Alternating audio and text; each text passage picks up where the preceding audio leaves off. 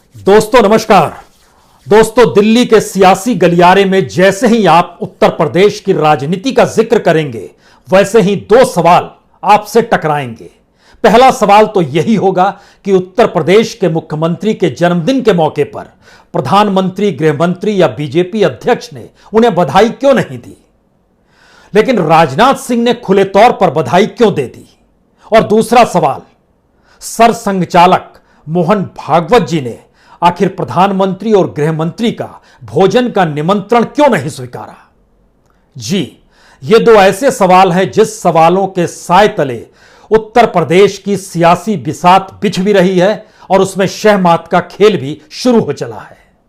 यह एक ऐसी बिसात है जिसके भीतर का असल सच यह है, क्या वाकई दिल्ली इस तरीके से शहमात की स्थिति में लेकर योगी आदित्यनाथ को खड़ा कर देगी जहां पर उनकी पॉलिटिकल डेथ निश्चित हो जाए। एक लिहाज से राजनीतिक हत्या कहिए, यह स्थिति आ सकती है क्या। और दूसरी परिस्थिति ऐसी है जिसमें योगी आदित्यनाथ अपनी छवि को बदलते हुए ना सिर्फ अपने आप में सियासी विस्तार की परिस्थितियों को पैदा कर दें, बल्कि शायद दिल्ली से बिछ रही बिसात को ही वह मात देने की स्थिति में आ जाए। आपका सवाल होगा, संघ क्या कर रहा है। दरअसल संघ की यह अग्नि परीक्षा है, एक ऐसी परीक्षा जिसके लिए आपको शायद 4 साल पहले 2017 की उन स्थितियों को परखना होगा जब तय हो गया था कि उत्तर प्रदेश के मुख्यमंत्री मनोज सिन्हा होंगे और उस वक्त केरल में बैठक चल रही थी आरएसएस की। यहां दिल्ली में तय कर लिया गया और उसके बाद मुरली मनोहर जोशी जी के जरिए संदेशा संघ को भिजवाया गया कि मुख्यमंत्री मनोज सिन्हा होंगे। तो संघ की तरफ से जवाब था, जब इन्होंने तय कर लिया है तो फिर जानकारी देने की क्या जरूरत थी। और उसके बाद 24 घंटे के भीतर परिस्थितियां पलट गई। योगी आदित्यनाथ उत्तर प्रदेश के मुख्यमंत्री बन गए। मनोज सिन्हा आज की तारीख में जम्मू कश्मीर में है।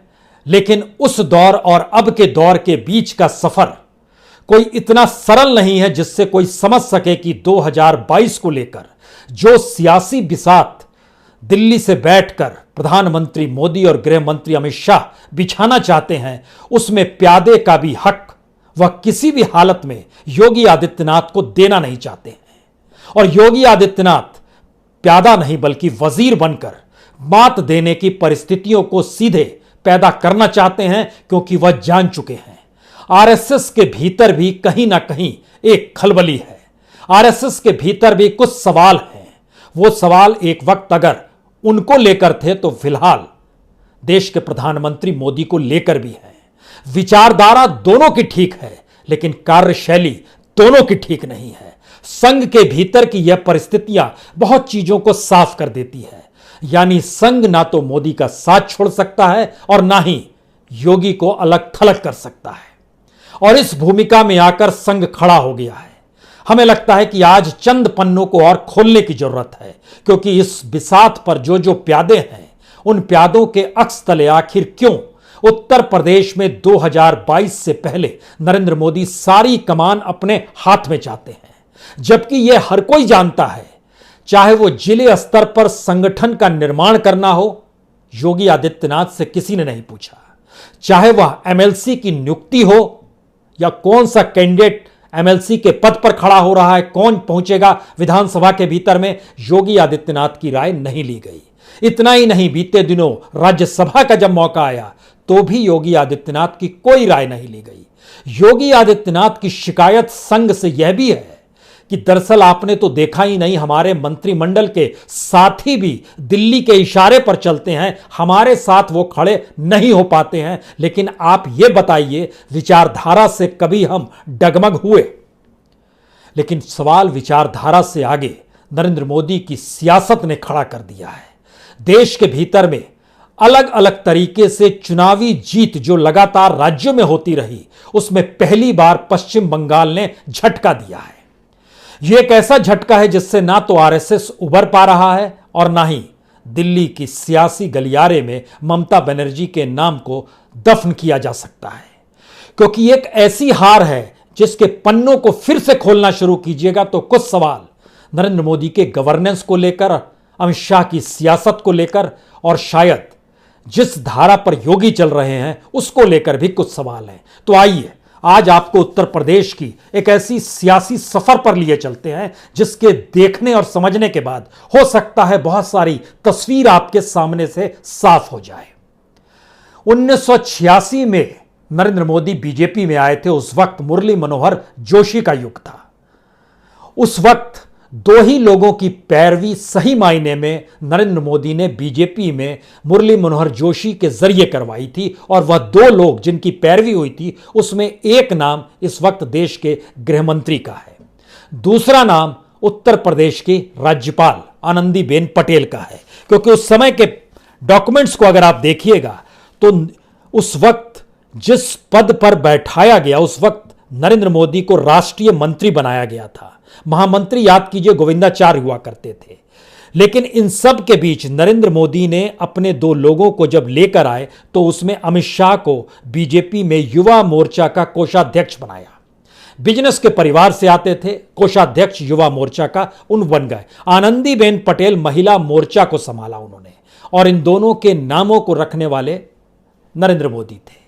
उत्तर प्रदेश की सियासत में चुनौती तो दे रहे हैं योगी, लेकिन राजभवन भी उनके साथ खड़ा नहीं होगा। ये आज राधा मोहन सिंह जब राज्यपाल से मिलने पहुंचे तो बाहर निकलकर उन्होंने यही कहा, एक औपचारिक मुलाकात। लेकिन इसके पीछे की बिसात दो स्थितियों को बहुत साफ दिखाती है। पहला, चलेगी तो दिल्ली की चलेगी। दूसरा, मंत्रिमंडल विस्तार जो होगा उसमें भी सारे नाम दिल्ली से ही आएंगे। आपको उन्हें ही देखना है, यानी मुख्यमंत्री की हैसियत फिर क्या पर कटर दिए जाएंगे। यह भी एक स्थिति है। लगातार इस बात को लेकर चर्चा रही कि दरअसल जो नौकरशाह गुजरात कैडर के थे उन्होंने जल्दी रिटायरमेंट ले लिया, इसलिए क्योंकि यूपी की सियासत में वह नरेंद्र मोदी के लिए एक प्यादे का काम कर सकें, जिसके जरिए एक बाज की दृष्टि दिल्ली से लखनऊ पर रखी जा सके। यह काम बीते दिनों कईयों ने किया है। एक सुनील बंसल हैं, एक सुभाष हैं, कईयों ने किया है जो अपने अपने तरीके से योगी आदित्यनाथ को बांधे रहे। लेकिन सवाल यह आया जब योगी आदित्यनाथ से संघ ने पूछा कि दरअसल आपकी शिकायत क्या है। उन्होंने कहा, जिलाध्यक्ष हमारी मर्जी का नहीं बनता है, एमएलसी हमारी मर्जी के बगैर बन जाता है, राज्यसभा में कौन जाएगा हमारी जानकारी में कुछ भी नहीं रहता है। किस बीजेपी के किसी भी संगठन में किसी भी पद को ले लीजिए, पता चलता है कि हमारे राय की जरूरत ही नहीं है, मंत्रिमंडल हमें सहयोग नहीं करता है। और इन परिस्थितियों के बीच जब आप हमें कहते हैं कि हमने तो पूरी की पूरी वोट बैंक को ही डिगा दिया है ठाकुरवाद की शैली से, तो और ब्राह्मण तक हमसे दूर हो गया है, तो फिर आप प्रधानमंत्री मोदी से क्यों नहीं पूछते हैं कि पश्चिम बंगाल में वह किसकी पीठ पर सवार थे। यह सवाल अगर योगी आदित्यनाथ के गलियारे से निकल रही है, संघ के दरवाजे पर पहुंच रही है, और संघ उस आवाज को ना सिर्फ सुन रहा है बल्कि वह समझते हुए विश्लेषण भी कर रहा है कि बंगाल में दिलीप घोष अध्यक्ष के तौर पर थे, मुकुल राय पुराने सहयोगी थे, दोनों यादव की कैटेगरी में आते हैं, ममता बनर्जी ब्राह्मण है, और ब्राह्मणों को दूर करने की परिस्थिति में आरएसएस आती नहीं है। उत्तर प्रदेश की सियासत में अगर ठाकुर और ब्राह्मण टकराने लगे तो उसमें कार्यशैली का जैसे ही जिक्र हुआ वैसे ही सवाल यह आया, क्या आपको प्रधानमंत्री मोदी की कार्यशैली ठीक लगती है। यानी उत्तर प्रदेश की बिसात दरअसल एक पश्चिम बंगाल के चुनाव के बाद और इस देश के मौजूदा हालात के मद्देनजर कुछ इस तरीके से गूंधी जा रही है जो बिसात चौसर में तब्दील हो रही है। जिस चौसर में पासा कौन कैसे फेंकेगा और उसको परिभाषित कौन करेगा, यह भी तय होने की स्थिति आ रही है। लेकिन कुछ और स्थिति को अगर आप बिनना चाहेंगे तो दिल्ली की बिसात साफ तौर पर कहती है कि दरअसल योगी आदित्यनाथ कहीं से फिट नहीं है कि उनकी अगुवाई में या उनके कहे अनुसार अगर बीजेपी चलेगी तो फिर वह चुनाव उत्तर प्रदेश का जीत सकती है। उनकी दृष्टि बड़ी साफ तौर पर कहती है कि वो तो सिर्फ ठाकुर वाले नेता हैं, पिछड़ा विरोधी हो गए हैं, ब्राह्मण विरोधी हो गए हैं, और मुसलमान तो साथ आएगा नहीं। यानी जो योगी हिंदुत्व के बड़े नेता एक वक्त में माने गए थे, आज की तारीख में अब वो भी नहीं रहे। यहीं पर एक दूसरा सवाल उस बिसात के काउंटर में खड़ा हो रहा है, क्या वाकई इस दौर में योगी ने 3 सवाल अपने सामने रख छोड़े हैं। और उनको सलाह देने वाले लोग भी कह रहे हैं अब आप समझने की कोशिश कीजिए, क्योंकि आप आरएसएस से नहीं निकले हैं, आप तो हिंदू महासभा की देन रहे हैं।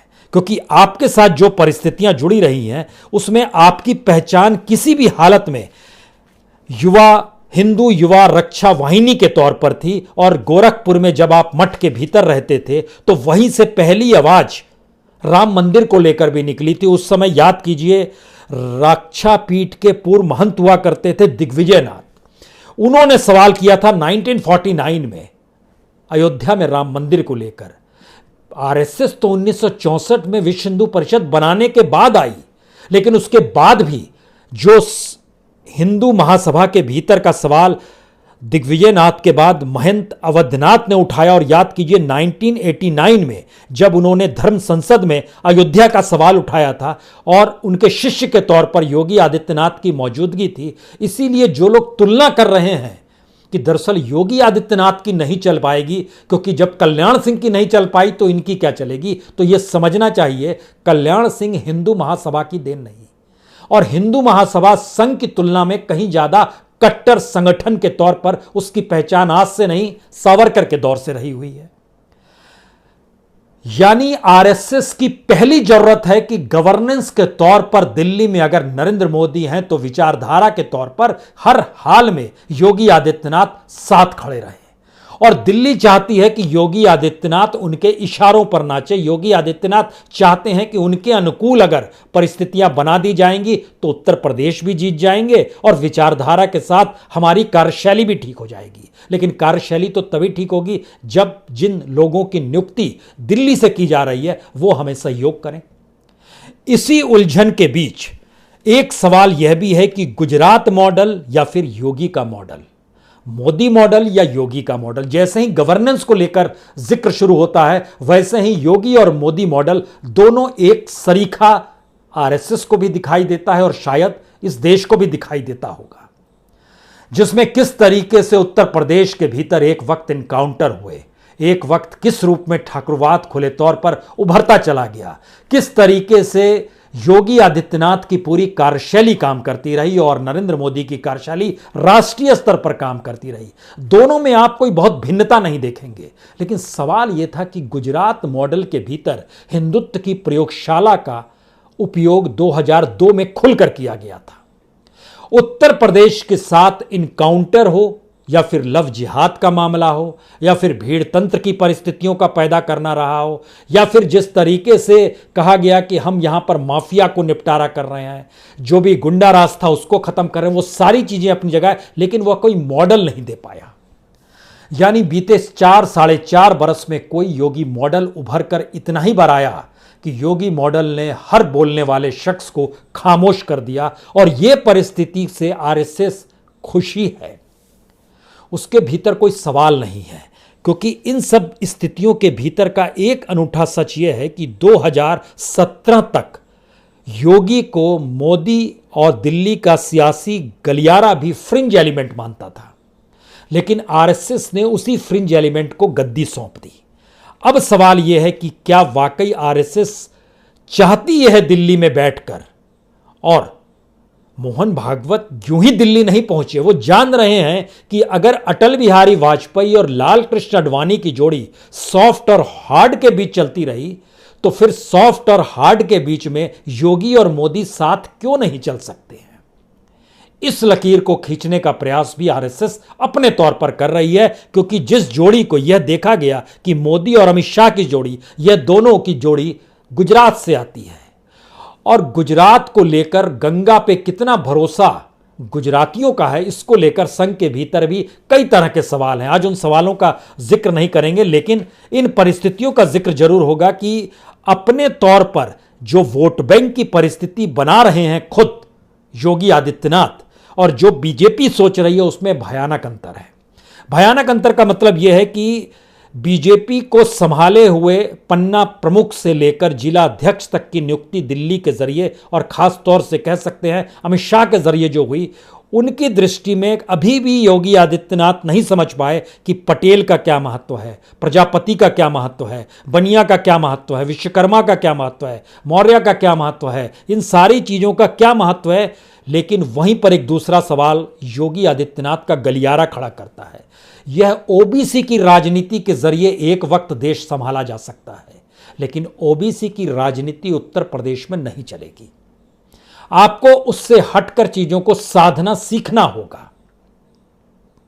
तो क्या यह माना जाए कि नरेंद्र मोदी और अमित शाह अभी तक ओबीसी की सियासत के जरिए कुछ को डराकर, कुछ को खरीदकर और कुछ को अपने हिसाब से आने वाले वक्त में सुविधा देने की परिस्थितियों के साथ जोड़ते चले गए? और शायद इसीलिए जिनकी नियुक्ति उत्तर प्रदेश की सियासत में हुई, उस सियासत ने सिर्फ अपने तौर पर योगी को ठाकुरवादी नेता के तौर पर ही स्थापित कर दिया। लेकिन दोबारा लौटिए कि जो है दत्तात्रेय होसबोले हों, चाहे वो बीएल संतोष हों, चाहे राधा मोहन सिंह, आज जब मुलाकात की उन्होंने, इन तमाम परिस्थितियों को जब आप आरएसएस के भीतर से टटोलना शुरू कीजिएगा तो योगी का साथ किसी ने नहीं छोड़ा है, यानी उनकी कुर्सी को खतरा नहीं है। सवाल यह कि क्या वाकई अरविंद कुमार शर्मा, जो नौकरशाह उत्तर प्रदेश के जाति के लिहाज से भूमियार, जो भूमियार ब्राह्मण लिखते थे, उसको गुजरात में ब्राह्मण समझा गया और वहां से जब यहां लाया गया तो कहा गया इनको डिप्टी सीएम बना दीजिए, और दूसरी तरफ से आवाज आई कोई डेमोक्रेसी नाम की चीज होती है या नहीं होती है, या फिर पैराशूट से उतार कर राज्य में आप मुख्यमंत्री और डिप्टी सीएम बनाएंगे। जाहिर है आरएसएस ने भी इसे पसंद नहीं किया और कहा यह कैसे हो जाएगा। सवाल यही सबसे बड़ा हो चला है कि अब जब सीधी चुनौती योगी आदित्यनाथ ने दिल्ली की उस राजनीति को दे दी है, जिस राजनीति ने बीते 4 साल में उत्तर प्रदेश के भीतर फंडिंग को अपने हाथ में रखा, पॉलिसीज को अपने हाथ में रखा, मिनिस्टर्स को अपने हाथ में रखा, ब्यूरोक्रेसी को अपने हाथ में रखा, इन परिस्थितियों के बावजूद भी योगी आदित्यनाथ, चाहे वो महामारी के दौर में जिला जिला घूम रहे थे या फिर जिस तरीके से वह काम करते रहे, क्या उसको नकारा जा सकता है या खारिज किया जा सकता है? क्योंकि विचारधारा तो लखनऊ में भी अपनाई जाती है, जैसे दिल्ली में अपनाई गई धारा 370 को लेकर, ट्रिपल तलाक को लेकर, इन सारी चीज़ों को लेकर, या अयोध्या में राम मंदिर को लेकर विचारधारा तो यहां भी थी, लेकिन कार्यशैली ठीक नहीं है। यहां भी कट है, वहां भी कट है, वहां भी लोगों से कट चुके हैं, यहां भी लोगों से कट चुके हैं, और शायद यही एक स्थिति है जिसमें सहयोग और सबको साथ लेकर चलने की परिस्थितियां गायब हो गई है। इसीलिए इस बिसात में क्या किसी एक को गिरना होगा? क्या वाकई योगी आदित्यनाथ को झुकना होगा? क्या वाकई नरेंद्र मोदी अपनी सियासत को लेकर वापस पोटली बांध लेंगे? ये सारे फिलहाल सवाल हैं, लेकिन सवाल यह है कि ये सवाल लंबे चल नहीं सकते हैं। इनका रास्ता और समाधान दोनों तुरंत चाहिए, क्योंकि सितंबर अक्टूबर तक आते आते चुनावी घमासान राज्य में शुरू हो चला होगा। और यह हर कोई जान रहा है कि मौजूदा स्थितियों में बीजेपी की स्थिति बहुत नाजुक है। उस नाजुक स्थिति को एट पार तभी खड़ा किया जा सकता है जब घोषित तौर पर समाजवादी पार्टी सिर्फ यादवों की पार्टी बन जाए, कांग्रेस पार्टी सिर्फ गांधी फैमिली की पार्टी बन जाए, और मायावती आज की तारीख में तो है नहीं। एक वक्त 206 विधायक हुआ करते थे, लेकिन आज की तारीख में तो 11 विधायकों को जब निकाल दिया तो 6 विधायकों पर आकर टिक गई हैं। तो वहां तो लाले पड़े हुए हैं, और उनकी मौजूदगी के पीछे कभी सीबीआई और ईडी तो आ ही जाएगी। ये सारी परिस्थिति बतलाती है कि उत्तर प्रदेश में सियासी गद्दी साधने के लिए जाति और समीकरण बेहद महत्वपूर्ण रहेंगे, और उसके एट पार वो गवर्नेंस महत्वपूर्ण रहेगी, जिस गवर्नेंस को सफलता तब मिल सकती है जब उस गवर्नेंस के ना रहने पर लोग डरने लगे, जैसे बिहार में हुआ। नीतीश कुमार यही डराते रह गए कि लालू की सत्ता की मौजूदगी आपको 90s में ले जाएगी, लेकिन क्या वाकई यहां पर यह परिस्थिति पैदा हो सकती है? क्योंकि यहां तो दर्द मुजफ्फरनगर के दंगों से ज्यादा बुरी स्थिति में लाकर गंगा के तट पर पड़े शवों ने खड़ा कर दिया। इस स्थिति ने लोगों के मनोबल और उम्मीद दोनों को डिगा दिया है। शायद यही वजह है कि दिल्ली से पैराशूट के जरिए जिस अरविंद शर्मा को भेजने की तैयारी है, वह पार्टी लोकतंत्र ही उसकी इजाजत नहीं दे रहा है। और सवाल यह है कि दिनेश शर्मा की कुर्सी जाएगी या केशव प्रसाद मौर्य को हटा दिया जाएगा, या स्वतंत्र देव की जगह केशव। ये तमाम छोटे छोटे घटनाक्रम हैं जिसके अक्स के भीतर में एक तरफ नरेंद्र मोदी है और दूसरी तरफ योगी आदित्यनाथ है। यहीं से उस मॉडल की शुरुआत होती है, जिस मॉडल के भीतर का अनूठा सच यही है कि योगी अगर ब्राह्मणों के खिलाफ नजर आए तो नरेंद्र मोदी भी ब्राह्मणों के खिलाफ ही नजर आए। आरएसएस इसे बाखूबी समझ रही है। अगर योगी ठाकुरवाद की राजनीति में सिमट कर रह गए तो नरेंद्र मोदी भी अपने तौर पर ओबीसी की सियासत में सिमट कर रह गए। फिर वही स्थिति बन रही है। अगर विचारधारा का जिक्र है तो विचारधारा से ना तो मोदी डिगे ना योगी डिगे, फिर वही स्थिति है। तो दोनों में से शहमात की परिस्थिति में क्या वाकई किसी की मात होगी, या फिर धीरे धीरे 2014 के बाद से इस देश के भीतर में और बीजेपी के भीतर डेमोक्रेसी का जिक्र जरूर है, लेकिन वह पूरी तरीके से ऑटोक्रेटिक वे में चलती है। और ऑटोक्रेटिक मानसिकता जब पार्टी के भीतर आ जाएगी तो सवाल यह नहीं बचेगा कि कौन सही है कौन गलत, किसकी चलेगी और नहीं चलेगी। यही परिस्थितियां दिल्ली की मानसिकता में आज की तारीख में समा गई है। शायद इसीलिए दिल्ली में जब मोहन भागवत जी को भोजन का निमंत्रण दिया गया तो उन्होंने बोला स्वास्थ्य ठीक नहीं है, अभी भोजन नहीं करेंगे, और निमंत्रण नंबर 1 और नंबर 2 की तरफ से था। यही वो स्थिति है जिसमें योगी आदित्यनाथ अपने तौर पर जब वहां पर दत्तात्रेय होसबोले पहुंचे या बीएल संतोष पहुंचे, कोई पहुंचे, उन्होंने जो पूरी फहरिस्त गिना दी और बताया कि अगर आप रहते तो आप तो 4 साल भी नहीं चल पाते, आपको तो चलने दिया ही नहीं जाता, गवर्नेंस आपकी नहीं, पैसा आपकी नहीं, फंडिंग आपकी नहीं, पॉलिसी आपकी नहीं, तो आप कैसे चल पाते। सवाल यहीं से सबसे बड़ा निकलता है, क्या वाकई गांधीनगर से दिल्ली तक का रास्ता तो नापा जा सकता है, लेकिन अगर बीच में लखनऊ खड़ा हो जाए तब फिर दिल्ली क्या 2024 को देखने की स्थिति में आएगा या नहीं आएगा। दूसरा सवाल, क्या वाकई दिल्ली की सियासत ने अपने आप को इतना पुख्ता कर लिया है जहां पर योगी नहीं तो फिर राज्य भी नहीं, और उसके आने वाले वक्त में हम 2024 का चुनाव देख लेंगे। क्या वाकई ऐसी स्थिति आ गई है। और तीसरी परिस्थिति यह है कि क्या वाकई योगी आदित्यनाथ जिन 3 सवालों से जूझ रहे हैं, उन 3 सवाल अगर योगी आदित्यनाथ ने अपना लिए तो फिर उनके लिए बहुत अनुकूल स्थिति हो जाएगी। पहली यह है कि मोदी की छवि होगी, योगी की छवि तले दब जाएगी। क्या मोदी की छवि योगी की छवि तले दब सकती है?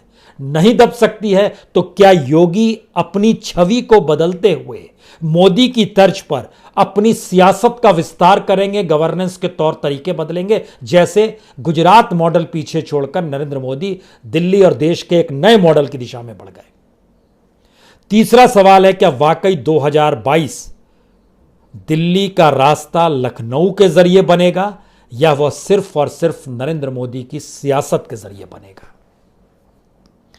क्योंकि पश्चिम बंगाल ने जो डेंट किया है उसने कई सवालों को जन्म दे दिया है। ममता बनर्जी ब्राह्मण, ममता बनर्जी ईमानदार, ममता बनर्जी सादगी का प्रतीक, ममता बनर्जी संवाद, लोगों के संवाद और शब्दों से जुड़ा हुआ, यानी हिंदी पट्टी में राहुल गांधी रहे हों या फिर दूसरे कोई नेता हो, शब्दों को उस रूप में उपयोग नहीं ला पाए जैसे नरेंद्र मोदी ले आए। लेकिन यह जादू 10 साल तक चल गया, 10 साल 2024 तक चलेगा ही।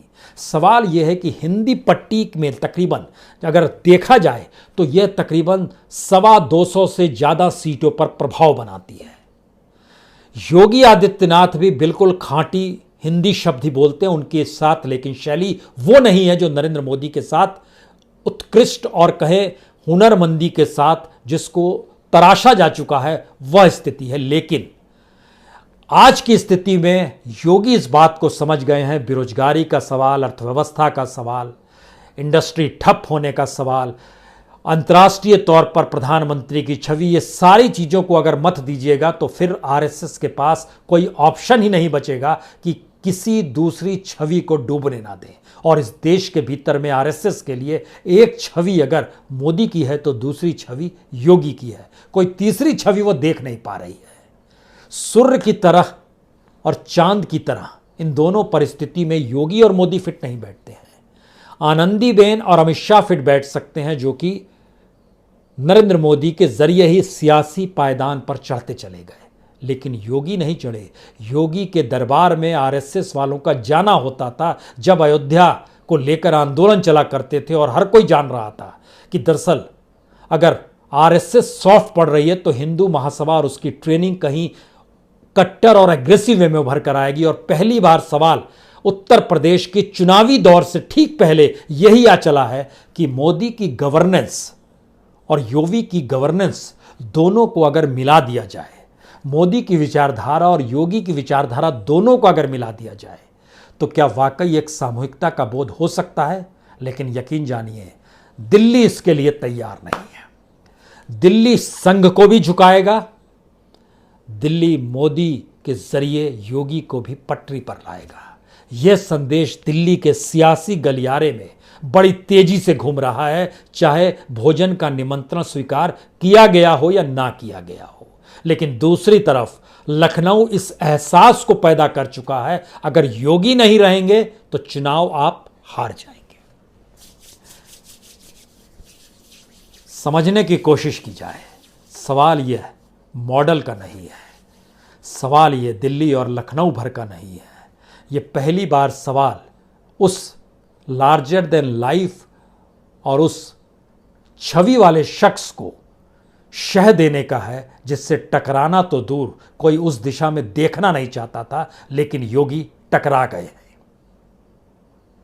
और उनका इतिहास बताता है वह भी पीछे नहीं लौटेंगे। बहुत बहुत शुक्रिया, बहुत बहुत शुक्रिया।